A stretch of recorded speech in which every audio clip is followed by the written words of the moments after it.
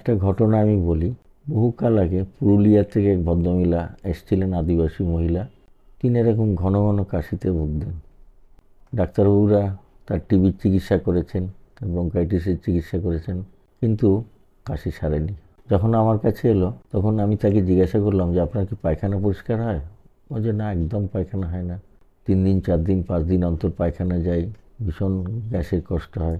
আনন্দ কাশিটা কি? তারপর বসে বলে এক ডাক্তারবাবু ঠিক ধরেছেন, তারপরে কিন্তু আমার প্রচণ্ড দমকা কাশি হয়, সেই কাশি কিছুতেই আর সারে না। ডাক্তারবাবুদের বলি, ওনারা অন্য ওষুধ দেন, তাতেও কোনো লাভ হয় না। আমি তখন জিজ্ঞাসা করলাম কখনো পায়খানা যদি বাই চান্স পরিষ্কার হয় তখন কি কাশি? বলে হ্যাঁ ডাক্তারবাবু, অদ্ভুত ব্যাপার, পায়খানা যখন পরিষ্কার হয়ে যায় গ্যাসটাও চলে যায়, কাশিও চলে যায়।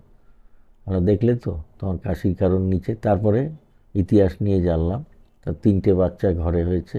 ঘরে হওয়ার ফলে যখন বাচ্চা বেরিয়েছে, নিচের সমস্ত organ, uterus, ovary, bladder, rectum damage করে দিয়ে বাচ্চা বেরিয়েছে।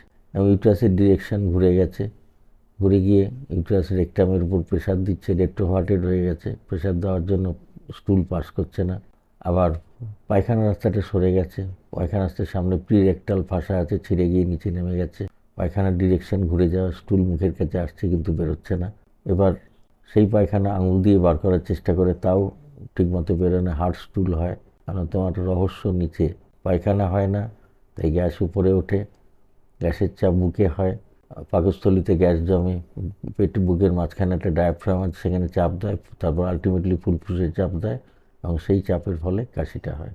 তবে একটা কথা বলা দরকার, জেনুইন যদি কোনো কাশির কারণ হয়, ব্রঙ্কাইটিস, ব্রঙ্কিয়াল অ্যাজমা, এমনি অ্যাজমা, বা ধরুন টিবি, সেক্ষেত্রে বা লাংসে ক্যান্সার, সেগুলো জেনুইন কারণ থাকলে সেগুলো রুল আউট করতে হবে। তার ছবি করা বা যেগুলো পরীক্ষা নিরীক্ষা করা দরকার নিশ্চয়ই করতে হবে। এই কারণগুলো বাদ দিয়ে যদি দেখে যে কাশি সারছে না, তাহলে অবশ্যই জানবেন গ্যাস থেকে হচ্ছে, এবং গ্যাসের কারণ মহিলাদের ক্ষেত্রে অবশ্যই নিচের দিকে।